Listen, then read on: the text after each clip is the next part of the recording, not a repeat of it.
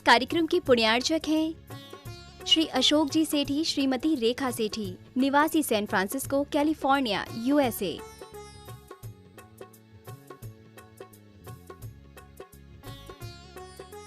पुत्र एवं पुत्रवधू श्री हिमांशु, श्रीमती अलका सेठी, San Francisco, California, USA. पुत्र एवं पुत्रवधू श्री सुधांशु, श्रीमती रिंकी सेठी, सैन फ्रांसिस्को, कैलिफोर्निया, यूएसए।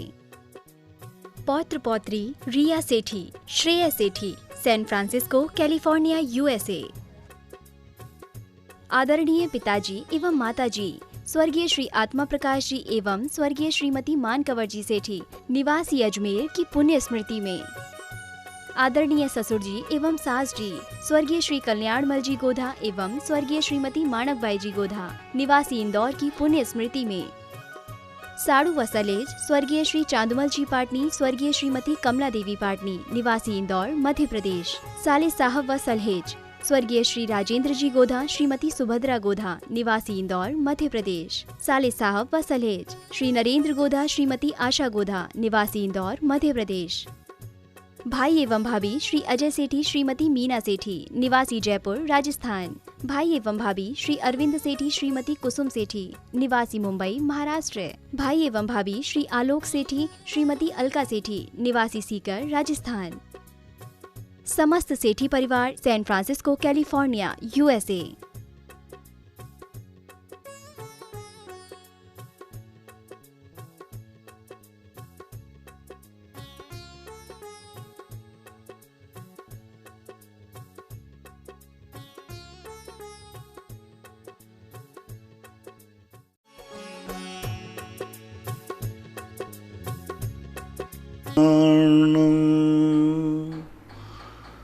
नमो सिद्धाणं नमो आयर्याणं नमो वज्रायाणं नमो लोये सव्यसाहूणं। पंच परमेष्टि भगवान की जय। आचार्य श्री गुरुवर कुंद महाराज की जय। आचार्य श्री गुरुवर विद्यासागर महाराज की जय। परम पूजनीय निर्यापक श्रमण पूज्य श्री सुधा सागर जी महाराज की, चुल्लक श्री धैर्य सागर जी महाराज की जय। पूज्य श्री के चरणों में समस्त जिज्ञासा कर्ताओं की ओर से कोटि कोटि नमन। पूज्य श्री सर्वज्ञ जैन, शमशाबाद जिला विदिशा से मेरे पूज्य गुरुदेव के पावन चरणों में मेरा त्रैबार नमोस्तु। हे गुरुवर, आपने प्रवचन में बताया कि दक्षिण दिशा तो यमराज की दिशा है। मेरी जिज्ञासा है कि इससे आपका क्या अभिप्राय है? ये कि पृथ्वी के तत्व होते हैं, यम तत्व, वरुण तत्व जो होते हैं, तो इन तत्वों के हिसाब से भौतिक रूप से इनके तत्वों की स्थिति मानी जाती है। तो उस प्रकार की दक्षिण दिशा को यम रूप दिशा मानते हैं। एक नाम संज्ञा है, दिशाओं के 32 भेद किए गए और 32 दिशाओं के अलग अलग नामकरण हैं, ऐसा मानिए। सोम है, चंद्र है, इंद्र है, आदि आदि इस प्रकार से। इनका दूसरा प्रश्न है, हे गुरुवर, आपने प्रवचन में बताया कि दीपावली की पूजन रात में नहीं करनी चाहिए, शाम को करनी चाहिए। तो मेरी जिज्ञासा है, शाम कितने बजे से शुरू होती है, कब तक चलती है, और सूर्यास्त के बाद भी क्या शाम चलती रहती है? संध्या काल हमारे यहाँ 4 पहर होते हैं। तो जो हमारे यहाँ जो शाम का पहर चालू होता है वो 3 बजे से चालू हो जाता है। दिन अस्त के ऊपर रहता है। दिन अस्त जितने बजे होता है उससे 3 घंटे पहले अंतिम पहर को संध्या काल के रूप में हम लोग आगम से लिया जाता है। ये मध्याह्न काल चल रहा था, बीच में चलता है, फिर अपराह्न काल चलता है, ढलता हुआ काल, फिर संध्या काल चलता है। संधि काल और संध्या काल में अंतर होता है। इसके दूसरा नाम गोधूली काल भी है। गोधूली काल भी लगभग 3 से लेकर के दिन अस्त होने के पहले गाय जब खेत से चल कर के लौटती है, तो इसी काल में उनको केवल ज्ञान हुआ था भगवान गौतम गणधर को। गौतम गणधर को जो केवल ज्ञान कल्याण हुआ वो तो 3 बजे के लगभग 2 के बाद मान लीजिए, उनका प्रदोष काल संबंध में लिखा है कि अपराह्न काल में हुआ। तो अपराह्न काल जो है मध्य का संधि काल चुनान करके, क्योंकि 12 तक एक पहर हो जाता है, 12 से एक पहर और निकाल दीजिए, 1 2 3, तो इस प्रकार से लगभग 2 3 के बीच में उनको केवल ज्ञान हुआ। तो 3 के बाद 6 के बीच में अपन को पूजा कर लेना चाहिए, क्योंकि गणधर परमेष्टि को केवल ज्ञान होते ही केवल ज्ञान की पूजा की जाती है, जिस निमित्त से अपन लोग पूजा करते हैं। रात्रि में अपने यहाँ कुछ भी कोई अनुष्ठान नहीं, कोई क्रिया नहीं।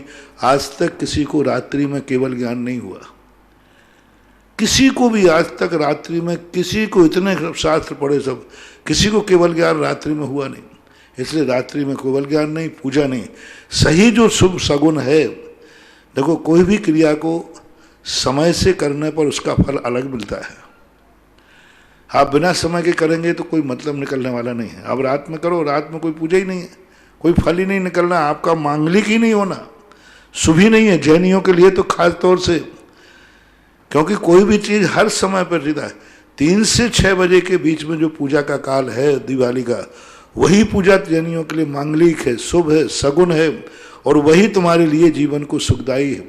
उसके बाद यदि आप मनाते हैं तो मनाएं, उसके लिए तो कोई मूल्य नहीं। दीप जलाना तो तुम जलाते रहो, घी खर्च करना है करते रहो, कोई शुभ होने वाला नहीं, सगुन होने वाला नहीं। सगुन का टाइम तो यही है आगम के अनुसार। इनका तीसरा प्रश्न है कि क्या पान खाना व्यसन करने की कोटि में आता है महाराज जी? नहीं, मैं नहीं कह सकता इसको, क्योंकि ऐसा कोई आगम में उल्लेख नहीं मिला। हाँ, पान में यदि तम्बाकू डालते हो तो बराबर 100% व्यसन है। इनका चौथा प्रश्न है कि पूर्व दिशा और उत्तर दिशा में से श्रेष्ठ दिशा कौन सी होती है? सामान्य दिशाएं भौगोलिक दृष्टि से या प्राकृतिक दृष्टि से पूर्व उत्तर दिशा को विशेष रूप से शुभ का संकेत दिया है। दक्षिण और पश्चिम दिशा को पीठ दी है।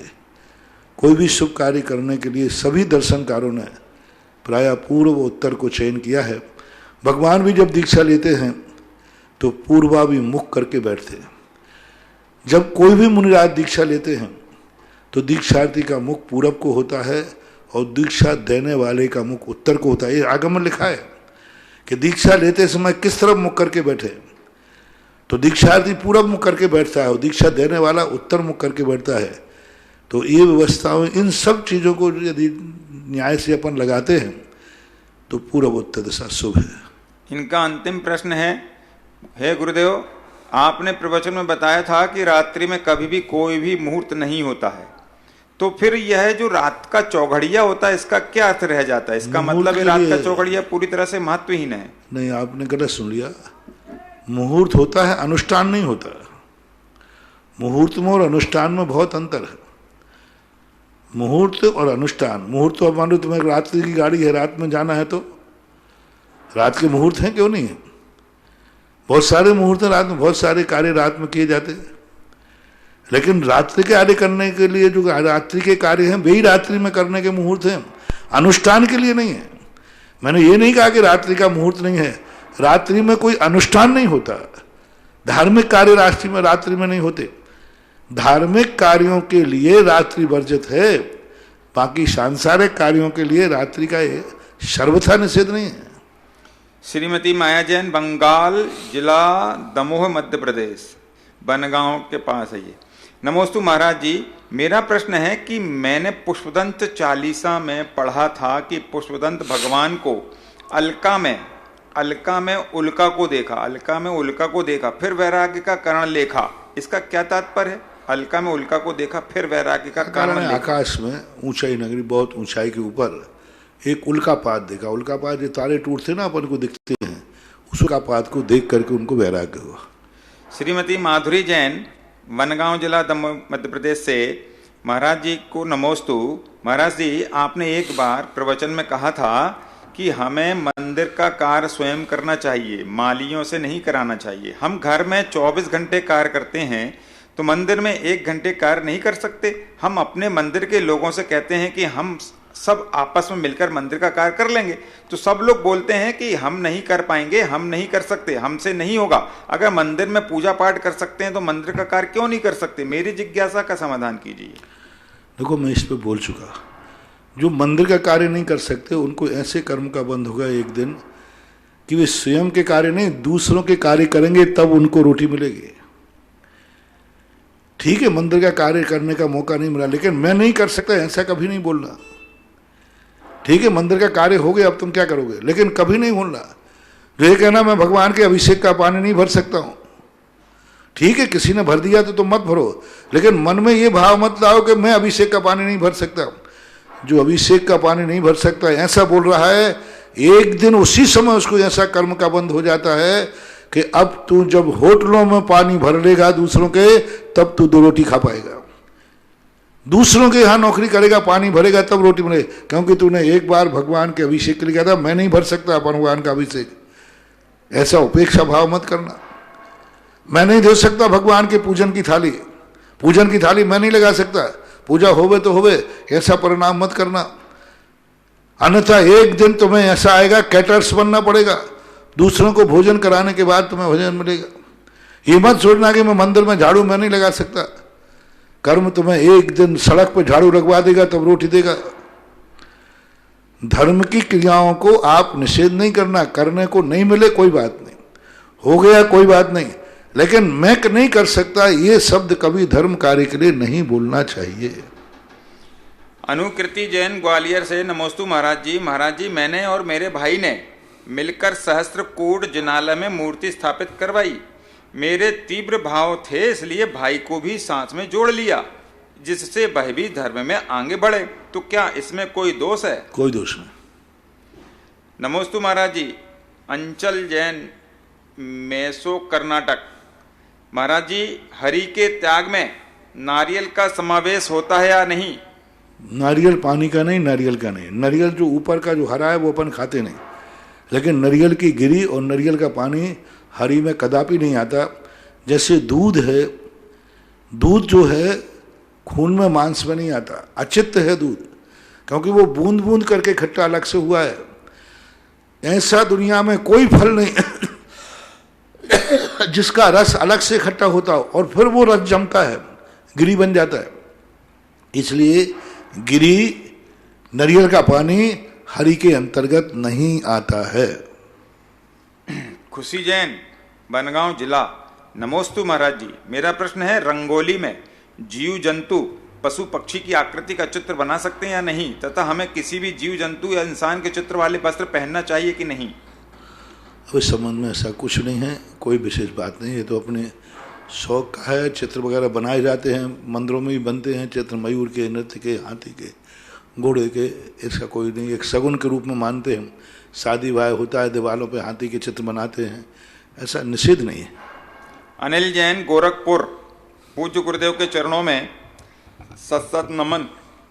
महाराज श्री 84 लाख योनियों में नित्य निगोद के 7 लाख प्रकार जीव भी शामिल हैं, जो अनादिकाल से आज तक अन्य संसारी जीवों के संपर्क में नहीं आए। फिर ऐसी दशा में प्रतिक्रमण करने के समय हम उनकी प्रार्थना के लिए पश्चाताप क्यों करते हैं? प्रार्थना हो ही जाती है, ऐसे थोड़ी नहीं होती है। नित्य निगोद, नित्य निगोद के जीव जो हैं, वहाँ के नित्य निगोद का जीव अभी निश्चित स्थान निश्चित नहीं हो रहा है ना। नित्य निगोद के संबंध में भी 2 रूप हैं। एक मत है कि वहाँ है जहाँ एक राजू नीचे है, और एक ऐसा मत भी है कि जो सर्वत्र फैले, नित्य निगोद उत्तर निगोद सब में फैले हुए हैं। नित्य निगोद या नियम से एक राजू नीचे ही रहते हैं, ऐसा नियमात्मक वचन नहीं मिल रहा है, एक बात। दूसरी बात, कभी मन से भी उनकी उपेक्षा भाव आ जाए, कभी किसी प्रकार के आ जाए, तो मानने में एक सामान्य है, यूँ मान लो, चलो मत मांगना। तो अब जैसे आपने प्रश्न किया, अभव्य का कभी कल्याण नहीं होना, तो अपन भगवान से भाव प्रार्थना कर रहे, भगवान सबका कल्याण हो, तो उसमें बोला अभव्यों को छोड़कर सबका कल्याण हो, ऐसा नहीं बोला, सामान्य भाषा है। अब एक जीव को छोड़ करके मान लीजिए वो नहीं आ रहे हैं, तो भी जब सबको ले रहे हैं तो उनको भी ले जाता है। ये भावनात्मक अपने विचार कहलाते हैं कि हम उन नित्यनोदिया जीवों को भी मन वचन काय से धक्का नहीं पहुंचाना चाहते, उनसे भी हमारा कोई द्वेष भाव नहीं है। सौरभ गदिया, भीलवाड़ा से। नमोस्तु महाराज जी।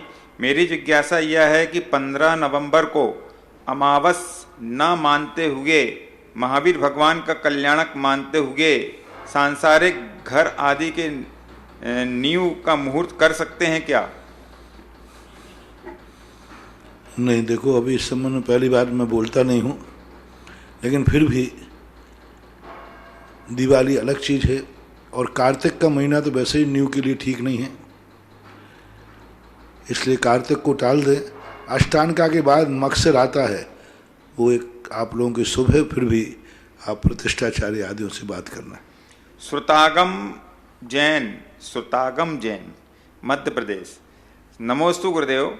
जैन रक्षा स्तोत्र, वज्र पंजर स्तोत्र और नवग्रह स्तोत्र में इनमें से सभी स्तोत्र आगम संबत हैं क्या, और इनको पढ़ने के क्या क्या फायदे हैं? काय को पढ़े इन सब उपद्रव में? भक्तांबर स्तोत्र पढ़ो ना, सबसे अच्छा निर्वाद है। भक्त पंजर नाम ही अपन ने बड़े मुश्किल से सुनने में आते हैं, सबसे बढ़िया है भक्तांबर स्त्रोत, स्वयंभू स्त्रोत, एक ही भाव स्त्रोत, ये सब निर्वाद स्त्रोत हैं। ये सामान अपने आप भक्तांबर पूर्णतः 100% निर्दोष स्त्रोत है। अब इन संबंधों में नाम तो मिल जाते हैं, कई बार किसी में विषय कुछ रहता है, कुछ विषय रहता है, अनेक अनेक। भाई मैं इस संबंध में कभी ना बोलता हूँ ना समर्थन करता हूँ, क्योंकि ये संदेहात्मक होते हैं, इनमें अनेक अनेक प्रकार के विकल्प हैं। अब वज्र पंजर नाम दे दिया इन्होंने, अब वज्र पंजर का अर्थ क्या अर्थ लिया जाए वहाँ, ऐसा। अभिषेक जैन मोदी, भैंस देही, जिला बैतूल, मध्य प्रदेश। नमोस्तु महाराज जी, आपकी कृपा से हमारे मंदिर में जहां अभिषेक करने वालों की कमी हो गई थी, वहीं आपके उपदेश से हमारे यहां अब अभिषेक करने वाले धीरे धीरे बढ़ रहे हैं। लेकिन मैं आपके द्वारा दिए गए उपदेशों को आचार्य श्री विद्यासागर जी का नाम देकर लोगों को बताता हूँ, क्योंकि यदि मैं आपके उपदेश आपका नाम लेकर बताता हूँ तो यहाँ के लोगों को उसका ज़्यादा असर नहीं होता, क्योंकि इस गांव में आपको ज़्यादा लोग नहीं जानते। लेकिन यदि आपके उपदेशों को मैं आचार्य श्री जी का नाम लेकर बोलता हूं तो उन लोगों पर बहुत असर पड़ता है, और वो लोग उन उपदेशों आचार्य श्री को उपदेश समझकर आपको यदि किसी को सुधारते हैं, किसी को सुधारने के लिए आप भगवान महावीर की भी बोल दोगे तो चलेगा। उद्देश्य शुभ होना चाहिए। श्रीमती सारिका वीरेंद्र जैन तेलवाले, श्रीमती सारिका वीरेन तेल वाले सिरोन से, मेरी गुरुवर के चरणों में सपरिवार नमोस्तु। जिज्ञासा है कि स्वयंभू स्तोत्र के 13वें नंबर के श्लोक में कराल काला व्याल सम कुटिल चाल का काल, मार दिया तुमने उसे फाड़ा उसका गाल। मैं इसमें फाड़ा उसका गाल का क्या अर्थ है? आचार्य जी ने लिखा है ये पद्यानुवाद, काय का है ये स्वयंभू भगवान का 13वें नंबर है, भगवान विमलनाथ भगवान का।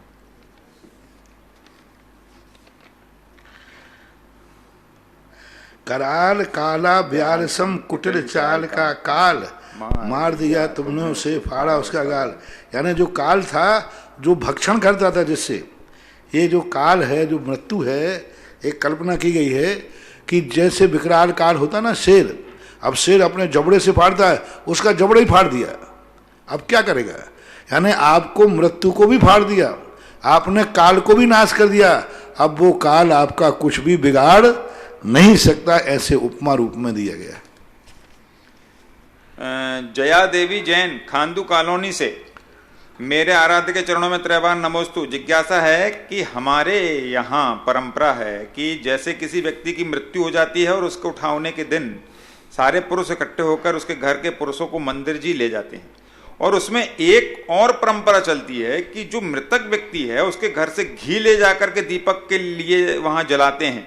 महाराज जी, जो मृतक व्यक्ति का परिवार उनके यहाँ वहां सूतक रहता है, तो फिर उनके यहाँ से घी ला करके जलाना क्या उचित है? देखो, पहली बात तो अभी परंपराएं चलती हैं, घी अनुष्ठान के अंतर्गत नहीं आता, घी द्रव्य में नहीं आता, दीपक आता है। और दीपक के लिए दो रूपों में मानते हैं, एक दीपक मंगली के रूप में रखते हैं, सगुन के रूप में रखते हैं। ओम ह्रीम मोहंधकार विनाशनाय अष्टद्रव्य के रूप में नहीं, एक सगुन के रूप में। एक दीपक, अपन 3 रूपों में दीपक जलता है। एक दीपक प्रकाश के लिए, अंधकार दूर करना। अब अंधकार करने वाला दीपक कोई भी जला सकता है। एक दीपक सगुन के लिए, जो आप कभी भी जला सकते हैं, कभी भी। अशुद्ध कपड़ों में भी जला लेते हैं, आप बिना नहाए पैंट शर्ट पहनो तो भी दीपक जला दे। और एक पूजा का दीपक, अनुष्ठान का, जो अष्टद्रव्य में आता है। अब अष्टद्रव्य का दीपक तो धोती दुपट्टा पहने बिना शुद्ध कपड़े पहने बिना, नहा धो करके बिना नहीं चढ़ा सकते, क्योंकि वो अनुष्ठान का दीपक है। अब जो आप लोग चढ़ाते हो ये सगुन का दीपक कहलाता है। एक प्रकार के उसके जिंदगी का, परिवार का एक व्यक्ति डूब गया, चला गया, तो अपन कहते हैं कि भगवान इसके जीवन में पुनः प्रकाश हो, उजेला हो। तो इस अपेक्षा से वो सगुन के रूप में जलाते हैं हम। हाँ, गर्भालय में तो नहीं जावे। एक यदि देरी पे जाकर के रख देते हैं और जला देते तो मेरी दृष्टि से ऐसा कोई बात नहीं। हाँ, अखंड ज्योति में घी नहीं डाला जाएगा, वो पूजन की थाली में दीप जलाने वाले दीप में नहीं लिया जाएगा। मात्र एक दीप औपचारिक रूप से करते हैं। तो ये परंपराएं हैं, लोक सम्मत परंपराएं हैं, जिनसे सम्यक दर्शन, मूल धर्म का कोई दोष नहीं आता हो। ऐसी धार्मिक परंपरा ना भी हो तो लोक सम्मत परंपरा को भी ग्राह्य कर लिया जाता है। अंतर्राष्ट्रीय जिज्ञासा समाधान कार्यक्रम को देखने वाले, सुनने वाले सभी सादरी बंधुओं की ओर से परम पूज्य गुरुदेव के चरणों में सत सत नमन। नमोस्तु गुरुवर, नमोस्तु गुरुवर, नमोस्तु गुरुवर। जब से परम पूज्य गुरुदेव ने तपोदय तीर्थ क्षेत्र पर गौशाला खोलने और उसकी महिमा बताने का जो क्रम जारी रखा है, उसमें गोदान देने वालों की होड़ मची हुई है। और सबसे बड़ी बात है, आज श्री गंगानगर से जो गायें यहाँ पर आई है, उनको देखकर मुनि सिंह ने उनको नमोकार मंत्र सुनाया और यहाँ पर रहने वाले सभी साधु बंधु बच्चे उन गायों को देखकर बहुत ही प्रफुल्लित हुए हैं महाराज। और आज जो 2 गोदान की जो घोषणा हुई है, उसमें श्रीमान उत्सव लाल जी, संतोष चंद जी, विनोद जी, विशाखा जी, वीरेंद्र जी, संकिता जी, अरन जी, रुदान जी, सुदान जी, आस्था जैन, देव वाले, इन्होंने 2 गायें गोद लेने का इन्होंने संकल्प लिया है और आपसे आशीर्वाद चाहा है। इतनी अच्छी गाय हैं, बढ़िया देसी गाय है। देसी गाय 700 किलोमीटर से चल के आए वो, जैसे लाए हों गाड़ी आदि से। और बहुत जर्सी, वो कौन सी गाय बोलते, हाँ, बहुत देसी गाय, जर्सी गाय नहीं, जर्सी तो विदेशी होती है, उसका दूध। देसी गाय जो होती है बहुत अच्छी, और बता दें 10 से 15 किलो दूध देती हैं।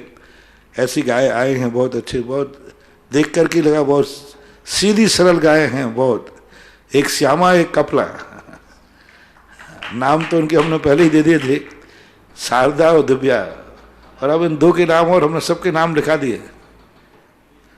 उनके नाम बराबर जहां वो गाय बंधेगी वहां उन गाय का नाम लिखा जाएगा और नीचे उस पुण्यार्जक का भी नाम लिखा जाएगा।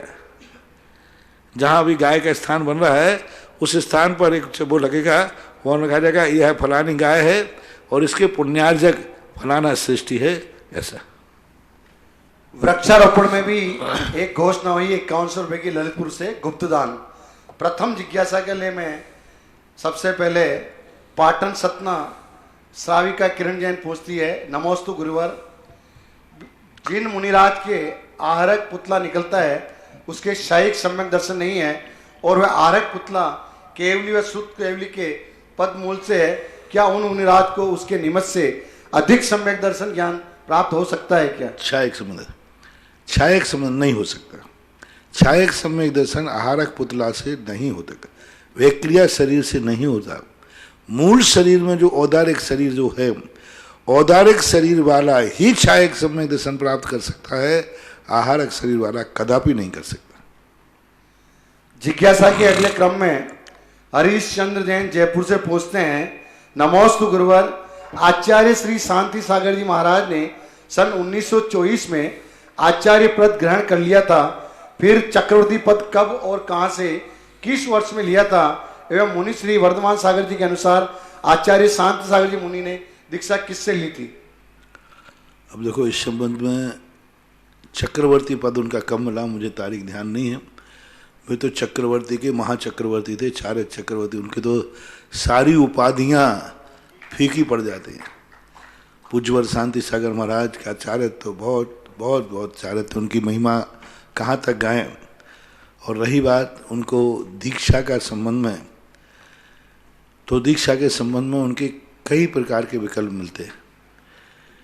देवेंद्र कीर्ति करके कोई भट्टारक थे या वो किस प्रकार के थे, पूरा ज्ञान तो हमें है नहीं। लेकिन सन 1932 में सोलापुर के एक बंशीधर जी ने शांति सागर चरित्र करके लिखा है। उसमें उन्होंने 2-3 वर्णन किए। एक सिद्ध सागर मुनिराज का वर्णन किया। वो गृहस्थ अवस्था में जब आचार्य महाराज थे उस समय। अब दीक्षा के समय देवेंद्र कीर्ति का विशेष प्रकार मिलता है। और इस संबंध में जैसे आपने कौन महाराज बताया, वर्धमान थे? हाँ, वर्धमान साहब। तो वर्धमान साहब हमारे सामने मुनि दीक्षा किससे ली थी? तो उन्हीं से वर्धमान साहब ने क्या बताया? वर्धमान सागर जी के अनुसार आचार्य शांति सागर जी मुनि महाराज ने दीक्षा किससे ली थी? तो अब तो ये तो वर्धमान सागर महाराज जैसे आप पूछें उनके अनुसार मैं कैसे बता दूं? जिज्ञासा के अगले क्रम में सारांश जैन कैथून पूछते हैं, नमोस्तु गुरुवर, नई दुकान की शुरुआत करने के लिए दुकान के अंदर कौन सी धार्मिक या मांगलिक क्रियाएं करनी चाहिए? हम इस संबंध में कुछ जानते नहीं। बस यही है कि मिथ्यात की क्रिया मत करो। कल मैंने आपको कह दिया था थोड़ा संकेत में कि कोई भी क्रिया करो, संक्षेप में सब समझो। चाहे दुकान का नागल करो, चाहे कोई भी नई वस्तु का निर्माण करो, भूमि पूजन करो, घर का नागल करो, कोई भी कार्य नया करो, मंदिर जी में जाकर के शांति धारा करो, विधान करो, एक कलश की स्थापना कर लो, पंचमावा विराजमान करो। पंचमावा मखाने मत डालना, बादाम आदि, पंचमावा मिश्री आदि डाल करके और उसको पूजा के स्थान पर मारने पर विराजमान करो। और एक विधान करके अंत में कुछ पुष्प जो विधान करने के बाद उसी थाली में से, अलग से पहले से बचा के मत रखना, उसी थाली में बचे हुए से साक्षतों को एक कटोरी में ले जाओ और गाजे बाजे के साथ वो कलश ले जाओ और कलश को दुकान पे मकान पे विराजमान करो। और जो से साक्षत पुष्प ले गए हो वो सब में छेपण कर दो, ऐसे फेंक करके मांगलिक कुर्वन्तु ते मंगलम, कुर्वन्तु में मंगलम, कुर्वन्तु ते मंगल, बस। और ज़्यादा है तो मंगल पाठ पूरा पढ़ लो। मंगलाष्टक है, मंगलाष्टक पढ़ते हुए पुष्प फेंक दो। इससे ज़्यादा कोई, ये भी विधि नहीं है, सगुन है, मांगलिक है, ऐसा। अगली जिज्ञासा ऑडियो के माध्यम से। परम पूज्य निर्व्यापक श्रवण मुनि श्री एक्सपर्ट सुधा सागर जी महाराज श्री जी के चरणों में कोटिशाह नमोस्तु। महाराज श्री जी 8 वर्ष अंतर मुहूर्त में जो दीक्षा धारण कर लेते हैं वे मुनि महाराज पूर्व भाव में कौन सी भावनाएं भाते हैं जो उनके इतनी कम उम्र में दीक्षा के भाव होते हैं? साथ ही कुछ समय बाद जब उन्हें केवल ज्ञान हो जाता है तो उनके शरीर की लंबाई उतनी ही रहती है या बढ़ भी सकती है? कृपया जिज्ञासा का समाधान कीजिए। नमस्ते। जो छोटी उम्र में दीक्षा ले लेते हैं वे पूर्व भाव में जिंदगी में कभी गृहस्थी में फंस गए होंगे और उन्होंने पश्चाताप किया होगा, हे भगवान मैंने कौन सा पाप किया जो इस संसार में फंस गया, संसार की गृहस्थी में जंजाल में फंस गया। यानी उनका किसी प्रकार उस गृहस्थी में मन नहीं लगता होगा और मरते समय उनके मन में परिणाम आया हो, हे भगवान कहीं भी जन्म लूँ लेकिन इस संसार में गृहस्थी के पापों में नहीं फंसूँ, इनमें नहीं फंसूँ, ऐसा परिणाम मरते समय उन्होंने किया होगा। और पूर्व अवस्था में गृहस्थी में हर क्रिया गृहस्थी के कार्यों में हमेशा आरंभ परिग्रह में आलोचना। देखो कितना आरंभ करना पड़ रहा है, कितना परिग्रह करना पड़ रहा है, सब पापों में, राग देश कसायों में 24 घंटे व्यतीत होते हैं। कहाँ की उलझन मैंने पाल ली, कहाँ की मेरी मति मारी गई, मैं क्यों फंस गया। अब यदि हमारा भव मिला तो कई बार भगवान से कहा होगा, हे भगवान मुझे अब कहीं भी जन्म मिले लेकिन मैं इस गृहस्थी में नहीं फंसना चाहता, संसार से तरना चाहता हूँ।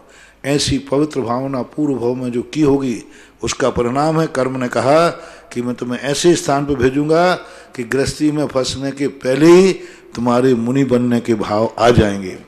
यही सामान्य कारण बताया जा सकता है क्योंकि सुदर्शन चरित्र में ऐसे परिणामों का संकेत मिलता है कि व्यक्ति को आज जो उपलब्धि हो रही है नियम से उसने पूर्व भाव में कोई ना कोई परिणाम किया है। जिज्ञासा के शरीर की ऊंचाई जो है केवल ज्ञान होने के बाद, जो केवल ज्ञान के पूर्व तक तो बढ़ सकती है, केवल ज्ञान होने के बाद ना तो 1 इंच घटती है ना 1 इंच बढ़ती है। यहाँ तक कि नख केस जो जिंदगी भर बढ़ रहे थे केवल ज्ञान होने के बाद नख केस भी नहीं बढ़ते। जिज्ञासा के अगले क्रम में श्रेष्ठी श्री अरुण जी मालवीय खांदू कॉलोनी बांसवाड़ा। नमस्ते महाराज जी, मेरी जिज्ञासा है महाराज जी एक बार आपने ब्यावर में प्रवचन में कहा था कि रावण ने अपनी इच्छा से लंका बसाई थी, जबकि रावण विद्याधर था और रावण भूमि गुजरों को तुच्छ मानता था। रामचंद्र जी को वो मानता कि भूमि गुजरी है, तुच्छ है, वो क्या मेरे से लड़ेगा। तो वो विद्याधर मतलब ऐसा सोचते हैं, तो उन्होंने मतलब भूमि पर लंका क्यों बसाई, और जो जहाँ रहते कहाँ रहते हैं वो, और जहाँ रहते हैं वहाँ की व्यवस्था कैसी है, यहाँ जैसी है, और क्या मुनि दीक्षा ले सकते हैं वो। विद्याधर श्रेणी में विद्याधर थे वो, पर विद्याधर लोगों रावण ने अपना एक अलग से, लंका कोई विद्याधर में नहीं आती विद्याधर, लेकिन अपनी मर्जी है, विद्याधर स्थान छोड़ के जा सकते हैं। कई विद्याधर लोग विद्याधर छोड़ करके भूमि गोचरी बन गए, पर भूमि गोचरी नहीं बने, विद्याधर ही रहेंगे। विद्याधर लोग भी जमीन पे ही रहते हैं, पृथ्वी पे उनके मकान होते, पृथ्वी पे चलते हैं वो, तो जब कोई विशेष रूप से आकाश मार्ग से जाते हैं। तो रावण ने अपना ये चिंता बना, जैसे आजकल लोग अपने पैतृक मकान छोड़ करके फार्म हाउस में चले जाते हैं, चेरापूंजी चले जाते हैं, एचलकरंजी चले गए, आसाम चले गए, कहीं ना कहीं चले जाते हैं। ऐसे ही रावण का मन हुआ कि हम तो एक नई चीज़ बचाएंगे, तो उसने बसा लिया, ऐसा मान करके आते हैं। और दीक्षा लेने में उनको कोई बाधा नहीं है, दीक्षा ले सकते हैं। 48,000 रानियों ने दीक्षा ली। रावण के भाई कुंभकर्ण मोक्ष गए जैन दर्शन के अनुसार, विभीषण ने दीक्षा ली, कुंभकर्ण ने दीक्षा ली, इंद्रजीत रावण का बेटा, रावण के सुत आदि कुमार मुक्ति गए रेवा तटसार, रावण का बेटा मोक्ष गया। कोई बाधा नहीं, विद्याधर्म में खूब जाते हैं और लंका से भी खूब मुनि बने हैं। लंका अकेले के रावण के कारण से लंका थोड़ी बदनाम हो जाएगी, लंका में अच्छे लोग रहे, खूब मुनि महाराज बने, बहुत आरिकाएं बनी, हजारों लाखों आरिकाएं बनी, धर्म का प्रचार रहा है। अब आज वर्तमान में ये पता नहीं है कि लंका में कोई सिद्ध क्षेत्र है कि नहीं। अब वहाँ आज के समय तो वहाँ जैनत्व ही खतरे में है, क्योंकि टोटल मांसाहारी क्षेत्र, पेवर मांसाहारी, और अच्छे मांसा बहुत गंदे मांसाहार सब खा जाते हैं, कीड़े मकोड़े सब। एक बार चंदेरी है ना, चंदेरी के किले में एक लंका के प्रधानमंत्री को किसी को शरण दी गई थी, अगर पूरे जंगल में कीड़े गुहेरे छिपकली कुछ नहीं बचा, पूरे जंगल में से छान छान करके उनको तो खान पीन तो बहुत गंदा है उनका।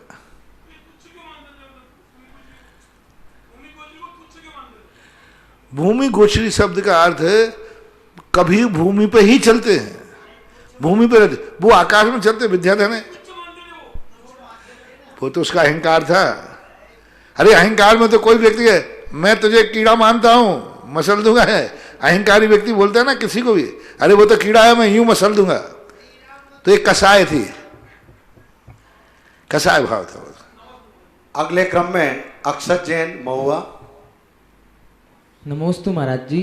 महाराज जी मेरी जिज्ञासा है कि जब केवली भगवान अपनी दिव्य ध्वनि खेलने के बाद जब उनका विहार होता है, तो विहार के उपरांत में जो उस समोसण में देवता या फिर मुनि आरिका या श्रावक श्राविका जो भी होते हैं, तो विहार की बात भगवान का जब विहार होता है तो देवता तो भगवान के साथ विहार कर लेते हैं, लेकिन जो जिन मुनियों को आकाशगामिनी विद्या नहीं है और श्रावक महाराज जी के भगवान के साथ विहार कैसे करते हैं? क्या वो अपने अपने स्थान ग्रह वापस लौट आते हैं या फिर भगवान के साथ विहार करते हैं तो कैसे करते हैं आकाश? कुजवर जिनसेन स्वामी ने श्री हरिवंश पुराण के अंतर्गत जलूस के विहार की व्यवस्था का बहुत सुंदर वर्णन किया। उन्होंने कहा जैसे ही भगवान विहार करते हैं जलूस बन जाता है, उनका क्रम है, कौन कहाँ चलेगा, सबसे आगे कौन चलता, फिर कौन चलता, फिर क्या चलता, मुनिराज कहाँ चलते, सब चलते हैं। अब रही बात बिहार की, तो ये देवताओं के द्वारा ऐसा क्षण मात्र होता है कि जैसे भगवान चलते हैं उनको पता ही नहीं चलता, सब डग भर के चलते हैं, लेकिन वो देवता ऐसी माया कर देते हैं कि जिनको कोई विद्या नहीं है, कोई शक्ति नहीं है, त्रियंच पशु भी, हाँ कुत्ते बिल्ली आदि ये सब भगवान के साथ विहार करते हैं। सब 12 सभाओं के जीव, जिनको नहीं करना वो चले जाते हैं, जिनको करना है वो भी 5000 धनुष ऊपर, जमीन पे नहीं, साक्षात आकाश, हाँ आकाश में चलते हैं। अपन लोग सब चलते, भगवान की माया है, सब बड़ों के यार में अपन को भी बंधे हो जाते हैं। सब छोटे छोटे जीव, सांप हैं, संगी पंचेंद्री है, शेर चीते, सब आकाश मार्ग से देवों की एक सारी व्यवस्थाएं होती हैं। वहाँ कुजवर नेमिचंद महाराज ने त्रिलोक सार के अंदर कहा वैचित्र वर्णन है, हम कुछ वर्णन कर ही नहीं सकते, अपन प्रश्न उठा सकते कैसे होता होगा, वहां सब कुछ ऐसा होता है कि दांतों तले उंगली लोग दबा लेते, ऐसा कैसे होगा। 5000 धनुष ऊपर आकाश में समुषण कैसे रचेगा, जमीन से कोई पिलर नहीं है। तो ये देव 5000 धनुष ऊपर असंख्यातों देव मनुष्य बैठे हैं।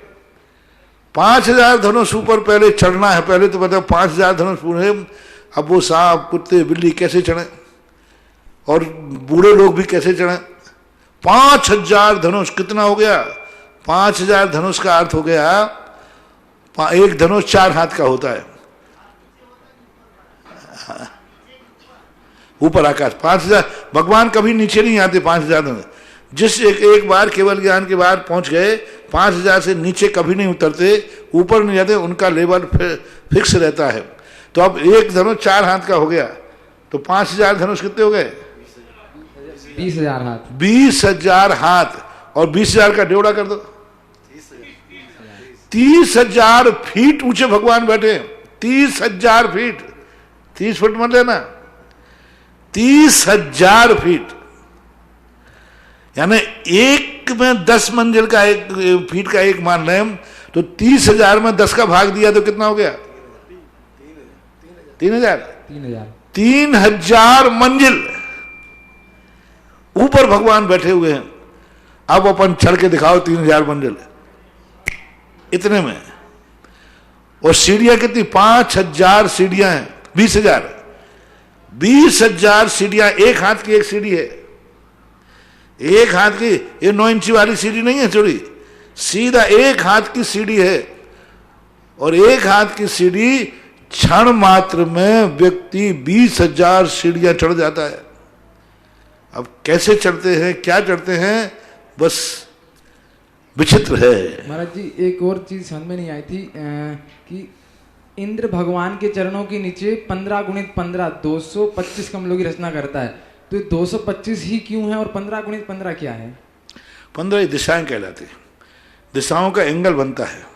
जब कोई भी चीज गोल बनाएंगे इससे ज्यादा आप बना नहीं सकते, क्योंकि गोलों कमलों की जो साइज है वो 32 दिशाएं बन जाती हैं, 4, 8, 16 और 32। अब 32 के बाद में कोई गैप नहीं रहा है ना, पीछे वाला गैप तो आएगा ऐसा जैसा अपने यहाँ है ना, तो अंत में जाकर वो टच हो गए।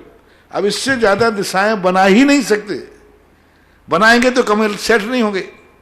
इसलिए वो 32 दिशाओं में भगवान कहीं भी जाएं 7 कदम का ध्यान रखा जाता है। एक तरफ 7 है, यानी सामने 7 और सामने 7, बीच में 1, तो जब 7 कदम, तो हमेशा एक 7 कदम का व्यवहार देखा जाता है कि 7 कदम तक ही व्यवस्था की जाती है। तो 7 कदम देख करके और वो आगे चल लेते हैं। और ये यूं मानना चाहिए नियोग है, यूं मानना चाहिए भगवान पता नहीं कब कहाँ मुड़ जाएं, उनका कौन भरोसा, अपनी व्यवस्थाएं करके रखो। अगली जिज्ञासा ऑडियो के माध्यम से। नमस्तु नमस्तु नमस्तु, ये मेरे भगवान राम हनुमान का कोटि कोटि प्रणाम। छोटी सी जिज्ञासा है, जिज्ञासा के पहले 1-2 लाइन की पूंजी आपके चरणों में चढ़ा करके जिज्ञासा पूछे। जिनकी वाणी से मिले, जिनकी वाणी से मिले भव्यों को आराम, अरे जिनकी वाणी से मिले भव्यों को आराम, ऐसे जीवित ग्रंथ का, ऐसे जीवित ग्रंथ का सुधा सिंधु है नाम, सुधा सिंधु है नाम। नमोस्तु भगवान, नमोस्तु नमोस्तु भगवान। आजकल जो प्रथा चली है कि हर मंदिरों में 1, 3, 5, 9 वेदी होनी चाहिए। अब वेदी के ऊपर मूर्ति हो तो भी 1 अथवा 3 अथवा 5 अथवा 7 अथवा 9 होनी चाहिए। ये विषम संख्या कहाँ से आ गई, कौन से आगम में, कहाँ किस ग्रंथ में लिखा है? जबकि सभी जगह सम संख्या ही आती है आगम में। 52 जिन चैत्यालय होते हैं नंदीश्वर में, उसमें एक एक में 108 सम संख्या में मूर्तियां होती है। और 80 जिन चैत्यालय होते हैं वो भी सम संख्या में है मेरु पर्वतों में, और एक एक मेरु में 16-16 प्रतिमाएं होती है, वो भी सम संख्याएं हैं। समूह शरण में 4 मुख होने, समूह भगवान को 4 मुख दिखते हैं, वो भी सम संख्या में है। समूह शरण में 4 मानस्तंभ होते हैं, वो भी सम संख्या है। एक एक मानस्तंभ में 4-4 मूर्ति होती है, वो भी सम संख्या है। सभी जगह सम संख्या है, तो ये विषम संख्या में मूर्तियां तो वेदी होनी चाहिए। ये कौन से आगम में कांड से कौन से ग्रंथ में लिखा है, कृपया इस जिज्ञासा का समाधान करके। सम संख्या और विषम संख्या का कहीं भी जैनागम में उल्लेख नहीं। एक बात, सम और विषम संख्या में शुभ अशुभ की कहीं कोई चर्चा नहीं, कोई शास्त्र नहीं। ये कोई को भी इस प्रकार का विकल्प नहीं करना चाहिए कि सम मूर्तियां हैं इसलिए अनिष्ट हो रहा है, सम वेदी हैं इसलिए अनिष्ट हो रहा है। नहीं, कदापि नहीं, ऐसा कोई भी उल्लेख नहीं। और इस संबंध में ना तो लोगों को डराना चाहिए, ना भयभीत करना चाहिए, और ना लोगों को डरना चाहिए। क्योंकि जैसे अभी महाराज ने खुद गिना दिए कि हर स्थान पर सम है, सब जगह सम है। मात्र एक लोक रूढ़ी चली है, लोक परंपरा मानते थे, आगम परंपरा में तो नहीं है। लोक परंपरा में क्या मानता है, जनपद सत्य जिसे कहते हैं, तो जनपद सत्य को भी एक बहुत बड़ा सत्य कहा। लोक मान्यताओं में क्या है कि सम पर कोई चीज रोक दी जाए तो आगे विकास रुक जाता है,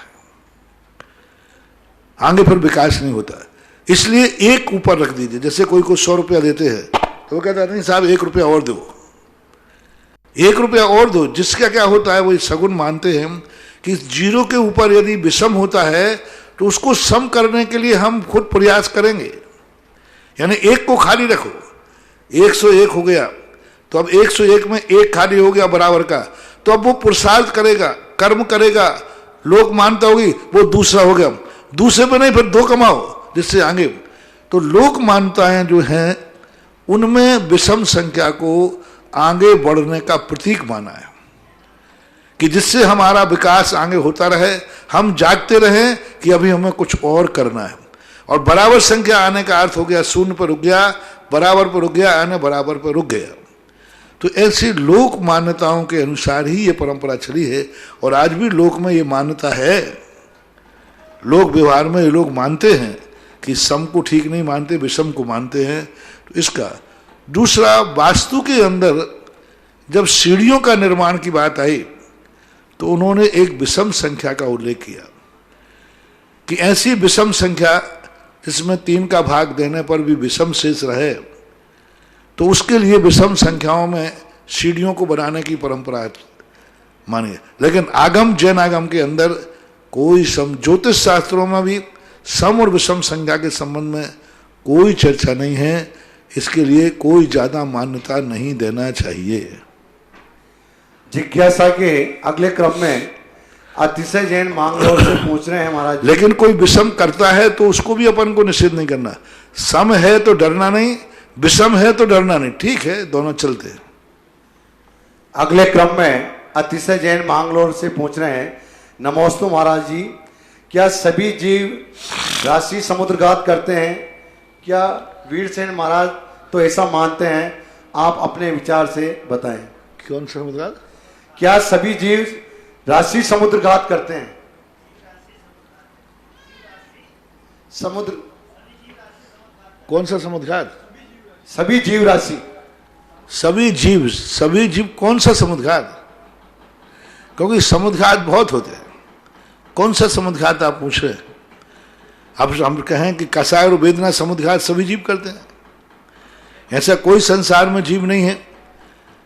सर्वार्थ सिद्धि तक के देव कसाय समुद्रघात करते हैं, तो कसाय और वेदना समुद्रघात सभी जीव करते हैं। ये 2 समुद्रघात सभी जीव करते हैं। बाकी मारणांतिक समुद्रघात सभी जीव करेंगे, कोई नियम नहीं। वैक्रियक समुद्रघात देवों के अलावा कोई नहीं करता। आहारक समुद्रघात मुनिराज पंचम 6ठे गुण स्थान में करते हैं। केवली समुद्रघात सभी केवली करें, कोई नियम नहीं है। वैक्रियक समुद्रघात 16वें स्वर तक के लेकर व्यंतरों से लेकर के 16वें स्वर के देव सभी वैक्रियक समुद्रघात करते हैं, यानी विक्रिया करते ही हैं। ऐसा उनके लिए कुछ नियोगी कार्य ऐसे हैं जैसे अष्टांगा में नंदीश्वर जाना है तो सब देवों को जाना ही है, वो व्यक्ति समुद्घात करेंगे ही करेंगे, देवों की अपेक्षा है, देव राशि सभी करेंगे। आहारक समुद्घात बिरले मुनिराज करते हैं, मारणांतिक समुद्घात बहुत कम जीव करते हैं, बहुत कम जीव करते हैं, और केवली समुद्घात भी जिनको 6 महीने आयु शेष रह गई है और केवल ज्ञान प्राप्त होता है, वे सभी जीव केवली समुद्घात करते हैं। जिनकी इससे कम और अधिक आयु रह गई है उनका करना नहीं करना भजनीय है। अगली जिज्ञासा ऑडियो के माध्यम से। परम पूज्य गुरु जी के पावन श्री चरणों में कोटि कोटि नमोस्तु। गुरु जी, क्या कोई मुनिराज अपनी पिच्छिका से शास्त्र जी का परिमार्जन कर सकते हैं, और शास्त्र जी के ऊपर क्या पीछी रखकर बैठना उचित है? कृपया जिज्ञासा। शास्त्र के लिए पीछी शास्त्र के लिए ही है मार्जन। शास्त्र के हर पन्ना पलटते समय पीछी लगाएंगे। जैसे हमें पन्ना पलटना है तो पूरे पन्ने पर पहले पीछी लगाएंगे फिर पलटेंगे। आप ये कहें कि शायद पीछी कभी अशुद्ध नहीं होती। एक दुनिया में पंख है ऐसा जो मल को ग्रहण नहीं करता, मैल को ग्रहण नहीं करता, वो सदा शुद्ध ही रहता है। इसलिए पीछी को लगाने में कोई बाधा नहीं। अब रखने नहीं रखने की तो रखने में अब क्यों रखेंगे।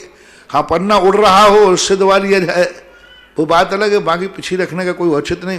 लेकिन पीछी साथ के हर पन्ना पलटते समय पीछी लगाना चाहिए, लगाना, क्योंकि पीछी स्पष्ट आया उपकरणों को उठाना रखना, आदान निक्षेपण समिति आती है, आदान निक्षेप समिति, तो शास्त्र का भी आदान, उपकरण शब्द का भी उपकरण, शास्त्र का उपकरण है, तो कोई बाधा नहीं ऐसे करना है। जिज्ञासा के अगले क्रम में कोटा से नविता जैन पूछ रही हैं, नमोस्तु गुरुवर, धर्म ध्यान एक परंपरा से 4 से 7 गुण स्थान तक कहा है, दूसरे मत से 4 से 10 गुण स्थान तक बताया है, दोनों को समझना है, आपके विचार से कौन ठीक होगा? समाधान क्या? एक परंपरा से धर्म ध्यान, हाँ। धर्म ध्यान, तो धर्म ध्यान जो है पूज्य जयसेन स्वामी 7वें गुण स्थान तक धर्म ध्यान मानते हैं, और 7वें से लेकर के शुद्ध उपयोग मानते हैं, शुक्ल ध्यान नहीं। और सुपयोग का दूसरा नाम धर्म ध्यान भी कहते हैं। इसलिए अपन यही मानता माने कि पूज्यवर कुंदकुंद महाराज, पूज्यवर वीरसेन स्वामी महाराज 10वें गुण स्थान तक धर्म ध्यान मानते हैं। वीरसेन स्वामी महाराज ने तो पूज्यवर ने नाम ही ले लिया, गुण स्थान का नाम ले लिया। पूज्यवर कुंदकुंद महाराज नाम तो नहीं ले रहे हैं, लेकिन वो कह रहे हैं शुद्ध उपयोग निराश्रवी।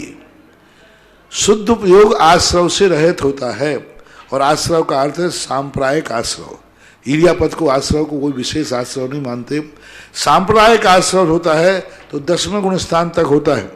इस पारिशेष न्याय के अनुसार पूज्यवर कुंदकुंद स्वामी भी 10वें गुण स्थान तक धर्म ध्यान मानते हैं, लेकिन अन्य आचार्य तो अब ठीक है, अपन को जैसा है।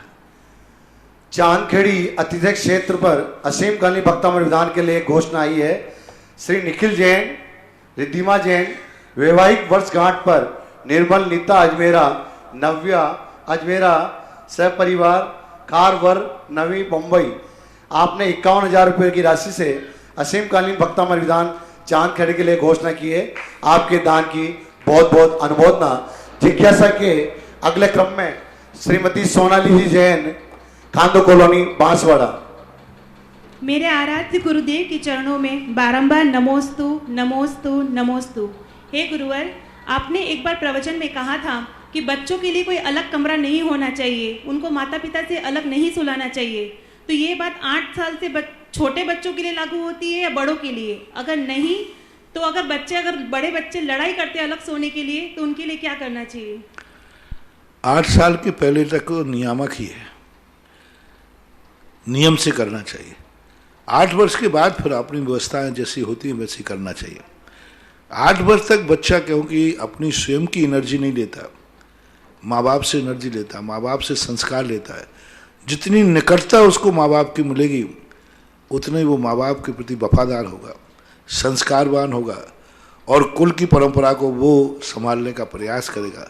8 साल के बाद भी फिर आपकी व्यवस्थाएं सोते हैं तो कोई बाधा नहीं है, जैसे होगा। अगली जिज्ञासा ऑडियो के माध्यम से।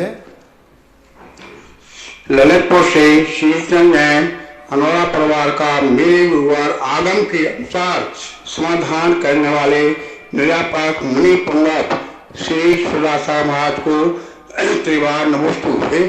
हे गुरुवर, हमारी जिज्ञासा है कि मुनि पारसनाथ का अवसर धरलेन परमावती ने दूर किया था। स्वानंदी गुप्त त्रैगुप्ती मुनिराज का उपसर्ग सुवर्ण ने दूर किया था। रानी चिल्ला ने यशोधरा मुनिराज का उपसर्ग दूर किया था। देश भूषण कुलभूषण मुनिराज का उपसर्ग राम लक्ष्मण ने दूर किया था और इसी प्रकार और भी उपसर्ग दूर किए हैं। तो क्या उपसर्ग दूर करने वालों की मूर्ति बनाकर पूजा कर सकते हैं, जैसे धरलेन पद्मावती की मूर्ति है? हे गुरुवर, उसी समय तो पार्श्वनाथ भी मुनिराज थे। गुरुवर, हमारी जिज्ञासा का समाधान करें। नमोस्तु नमोस्तु नमोस्तु। आज शीलचंद अनोरा वालों ने मधुमक्खी के छत्ते को छेड़ दिया है। नहीं, उपकार करने वाले की मूर्ति नहीं होती। उपकार करने वाला कौन है? पात्र देखा जाता है। हमारे यहाँ पात्र का मतलब है, पात्र जो है, यदि मान लो कोई राष्ट्रपति को किसी ने गोली मारी, अंगरक्षक ने उसको बचा लिया, तो क्या वो राष्ट्रपति के समान पूजनीय हो जाएगा? यही तो अज्ञानता चल रही है कि यशोधर महाराज की जब चेल्ला महाराज ने हटाया तो चेल्ला की मूर्ति बनाओ, क्योंकि उन्होंने महाराज का उपसर्ग दूर किया था। बहुत सही है। और भी कोई महाराजों के लोग, रामचंद्र जी की उन्होंने हटाया तो उनकी बनाओ, राम सीता लक्ष्मण की मूर्ति बनाओ, उनको भी बैठा लो, क्योंकि उपकारी थे। देवताओं ने बहुत सारे महाराजों को भी उपसर्ग दूर किए। शास्त्रों में, कथाओं में कितने आते, कथाओं में कितने देवताओं के आते कि उन देवताओं ने आकर के फलाने महाराज का उपसर्ग दूर किया, उन्होंने ये किया। तो ये सब परंपराएं ठीक नहीं है। उपकारी की मूर्ति नहीं बन सकती, और उपकारी वो भी अपात्र हो, असंयमी हो। संयम जिसके पास नहीं है उसकी मूर्ति बनाकर बैठालना, वो भी स्टेचू के रूप में ना बैठाल करके पूजा के रूप में, आराधना के रूप में जैन आगम सम्मत नहीं है। क्योंकि धरलेन पद्मावती एक उपकार करने वाले, मान लो उपसर्ग दूर किया भी है, उपसर्ग दूर करने मात्र से वह पूजनीय नहीं हो गए, वंदनीय नहीं हो गए। कोई व्यक्ति यदि तुम्हारे बाप को यदि डंडे मार रहा है और एक मैं कोई सामान बकरी चलाने वाले ने बचा लिया, तो फिर क्या उस बकरी चलाने वाले को बाप के समान पूज लोगे? क्या वो पूजनीय हो जाएगा? प्रशंसनीय है। अच्छा कार्य किया, बहुत अच्छा किया, बढ़िया किया, ये प्रशंसा कर सकते हैं हम। नहीं तो सारे पुलिस वाले, सारे अंगरक्षक अपने अपने नेता को बचाते हैं, सारे नेता बचाते, राजा को सारी सेना बचाती है, अंगरक्षक बताते, उन सब की मूर्तियां बनना चाहिए। भगवानों के प्रति कितने अंगरक्षक होते हैं, कितनी सेवाएं करते हैं, समूषण बैठकर उन सब की मूर्तियां बनना चाहिए? नहीं। यक्षिणी और शासन देवी देवताओं के संबंध में जो उल्लेख आता है वो मूर्ति के रूप में स्थापित करने में नहीं आया। वो मात्र उनकी शोभा है, पूजा अर्चना के लिए नहीं आया, उनकी शोभा है। मैं बहुत बार पूछ चुका कि समूषण में शासन देव, लोग कहते हैं समूषण में पार्श्व भाग में यक्षिणी बैठते हैं, शासन देवी देवता बैठते हैं। चलो बैठते, मान लिया, लेकिन आज तक कोई ये बताओ कि समूषण में जाने वाले लोग उनसे यथायुग क्या विनय करते हैं? किसी भी पंथ में बता दो, मैं कोई लेना देना नहीं। समूषण की रचना आज तक के ग्रंथों में जो आचार्य प्रणीत हैं, किसी भी ग्रंथ में बता दें कि समूषण में जब लोग जाते हैं तो वो शासन देवी देवता यक्षिणियों से क्या व्यवहार करते हैं, उनसे व्यवहार क्या होता है? जय जनन करते हैं, यथायोग उनको अर्घ्य देते हैं। कहीं कोई तो समूषण में व्यवस्था हो? कुछ व्यवस्था नहीं है। इसका अर्थ है कि वो अपने आप में उनका एक नियोग है, उनकी एक अपने आप में नियोगी व्यवस्था है, वो एक अपने आप में वैभव के एक अंग है। बस पूजा अर्चना वंदना यथायोग सत्कार कोई समूषण में नहीं होता है। इसी प्रकार मंदिर में यदि वैभव आदि की दृष्टि से कहीं उनका बना है, पुरानी मूर्तियों के साथ बने, वो मात उसी के साथ बने हुए रहते। पहले मूर्तियों के साथ बने हुए रहते थे, कोई उनकी पूजा पाठ नहीं करता था, अर्चना नहीं करता था। वो वैभव है, देवगढ़ में बहुत सारी मूर्तियों ने, कोई उनको पूछता ही नहीं था। जब से उनको अलग से स्थापना मिली है तब से सब घोटाला हो गया। और पहली बात, किसी भी शास्त्र में बता दो कि इनका स्थान कौन सा है मंदिर के अंदर। सब प्रतिष्ठा पाठों में सबसे पूछ लिया मैंने कि भाई भगवान का स्थान है गर्भालय में, यहां बैठना चाहिए, इनका स्थान कहां है, इनको कहां स्थापित किया जाए, दरवाजे पे, वेदी पे, पास में, कहां? भारत में पता नहीं कौन कहां कहां बैठे हुए। इनके बैठने का स्थान, यदि मंदिर में इनका इस मूर्ति बनना चाहिए तो इनके बैठने का स्थान कहां है? बता दो कहां बैठने का स्थान। कौन से शास्त्र में कहीं लिखा कि मंदिर बनते समय मूर्ति यहां बैठना चाहिए और देवी देवता यहां बैठना चाहिए, शासन देवी देवता यहां बैठना चाहिए, ये उनका स्थान है? ऐसा किसी भी मंदिर निर्माण के अंदर बता दीजिए, कहीं उल्लेख नहीं। अकृत्रिम चैत्यालय में जहां तक बात आती, देवच्छंद में शरद कुमार आदि देवों की मूर्तियों का उल्लेख मिलता है। देवच्छंद कहलाता है भगवान के पीछे जो बनता है ना, देवच्छंद। देवच्छंद एक प्रकार भगवान की पीठ भाग, पृष्ठ भाग। वो राजा लोगों के पीछे एक वो दुपट्टा लटकता रहता ना, पीछे चलता है, वो बहुत लंबा दुपट्टा होता है पीछे, यहाँ कंधे से नीचे खचुड़ता हुआ जाता है नीचे, वो राजा, वो कहता है देवच्छंद। तो भगवान के पीछे का जो भाग, पीठ भाग होती है, यानी कहना चाहिए पीछे के सिंहासन की पीठ भाग, उस पर बनाने के उल्लेख त्रिलोक परिणति के अंदर किया है। और मंदिर में कहीं से अलग से विराजमान करने के लिए कोई प्रतिष्ठा पाठों में मुझे तो उल्लेख मिला नहीं। मैं भी खोजता रहता हूँ, पढ़ता रहता हूँ, लेकिन कहीं ऐसा मिला नहीं। अब दुनिया में जो हो रहा है, अपनी रपली अपना राज, जिसको जैसा करना है, मेरा तो यही कहना है जो जिसको पूजेगा वो ही बनेगा। बंदे तदगुण, मैंने तो अरहंत भगवान को पूछता हूं, अरहंत बनूंगा। जो क्षेत्रपाल पद्मावती को पूछते हैं, व्यंतर भवनवासियों को पूछते हैं, वे व्यंतर भवनवासी बनेंगे। सीधी अपना सिद्धांत है, जो जिसको पूछेगा वह बनेगा, जो जिसको पूजेगा उसके गुण आएंगे। अब तो जो व्यंतरों को भवनवासियों को पूजेगा वो मर के भवनवासी बनेंगे उनकी, क्योंकि जिनकी पूजा की जाती है बंदे तदगुण, अब उन्हीं के गुण प्रकट होते हैं। मैं तो अपने भक्तों से यही कहता हूं, अपन तो अरहंत भगवान की पूजा करो तो अब अरहंत बनेंगे, उनके गुण आएंगे, इनकी क्या पूजा करना है। जिज्ञासा के अगले क्रम में संगीत प्रेमी ब्रह्मचारी विनोद भैया जी जबलपुर। महाराज जी नमस्तु। महाराज जी, आचार्यों ने दोनों प्रकार की स्तुति की है, व्यवहार स्तुति और निश्चय स्तुति, जैसे चंदार तेजोदिका इत्यादि, और कोटि शशि भानुदूति तेज छिप जात हैं। और इधर कुंद कुंद स्वामी समय सार में कहते हैं जितेंद्री कहा है, जित निद्दा कहा है, तो उनने व्यवहार स्तुति को निषेध किया है, लेकिन आचार्यों ने दोनों प्रकार से स्तुति की है, तो इसका कैसा समन्वय अपन करें? पहली बात तो निश्चय में कोई स्तुति है ही नहीं। निश्चय स्तुति का तो आता है तद्रूप, जितनिद्दा वगैरह लिखा है महाराज, जितनिद्दा जिन्होंने इंद्रियों को जीत लिया है। नहीं, ये निश्चय स्थिति। व्यवहार स्थिति दो प्रकार की। पहले तो निश्चय स्थिति में करता था बंद बंधक भाव खत्म होता है, आराध आराधक भाव खत्म होता है। वहाँ बंध भी और बंधक भी एक टंकोत की उनके स्वरूप सब सभ्य शुद्ध शुद्ध नया, यानी वहाँ भगवान ही शुद्ध हैं, नहीं शुद्ध निश्चय नय में सब व्यक्ति शुद्ध हैं।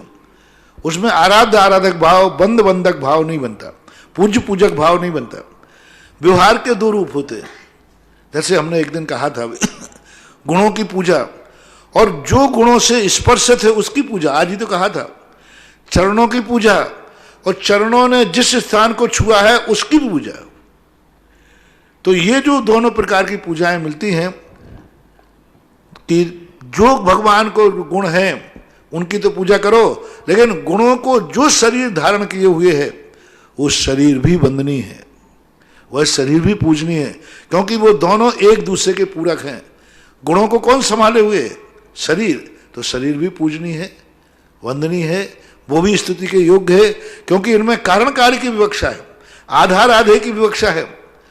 जैसे घी का घड़ा होते ही घड़ा मिट्टी का होता है, फिर भी घी रख देने पर घी का घड़ा हो जाता है। इसी प्रकार से शरीर में जब गुण आ जाते हैं तो शरीर भी पूज्यता को प्राप्त हो जाता है। शरीर आदि की स्तुति यानी परंपरा से स्तुति, हालांकि कुंद कुंद भगवान ने इस पर शरीर की स्तुति करने से भगवान की स्तुति नहीं हो गई, ये तय है, बिल्कुल सही है। क्योंकि उनका जो कथन है गुणों की पूजा करो, हमें गुण चाहिए है, हमें शरीर नहीं चाहिए। लेकिन व्यवहार पक्ष कहता है जब तक शरीर नहीं होगा, घड़ा नहीं होगा तो घी रखोगे काय में, शरीर नहीं होगा तो तुम रत्नत्र पालोगे कैसे। इसलिए दोनों परंपराएं सही हैं, एक में कारण के कारण को भी आराध्य माना गया और एक में साक्षात गुणों को ही आराधना की गई, ऐसा माना। जिज्ञासा के अगले क्रम में कुमारी रक्षिता बगड़ा बिजोलिया। नमोस्तु महाराज जी सिद्ध को निराकार माना गया है, पर जो द्रव्य संग्रह की 51वीं गाथा है उसमें पुरुषा यारो अप्पा मतलब पुरुषाकार बताया है उनको, तो दोनों कैसे संभव है? नट्ठट्ट कम देहो लोया लोये जाणगो दट्ठा, पुरुषा यारो अप्पा सिद्धो जाये लोये सहरथो, ऐसा शब्द आया है। तो पुरुषाकार का अर्थ है जब कोई भी आत्मा भगवान सिद्ध बनती है तो इस शरीर को छोड़ती है, तो जब शरीर को छोड़ती है तो वही आकार रहेगा। जैसे कोई सांचा है, सांचे में मोम ढाल दिया, अपन सांचे को अलग करेंगे तो उस मोम का आकार क्या होगा, जैसा सांचा था।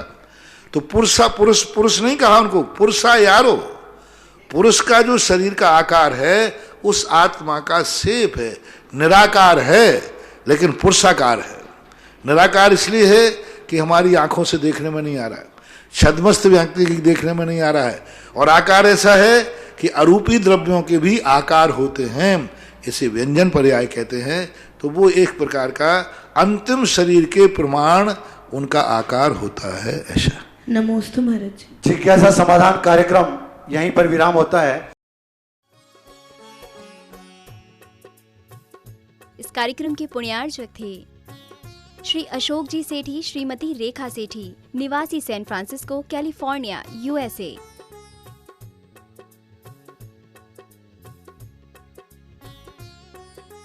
पुत्र एवं पुत्रवधू श्री हिमांशु, श्रीमती अलका सेठी, सैन फ्रांसिस्को, कैलिफोर्निया, यूएसए। पुत्र एवं पुत्रवधू श्री सुधांशु, श्रीमती रिंकी सेठी, सैन फ्रांसिस्को, कैलिफोर्निया, यूएसए। पौत्र पौत्री रिया सेठी, श्रेय सेठी, सैन फ्रांसिस्को, कैलिफोर्निया, यूएसए।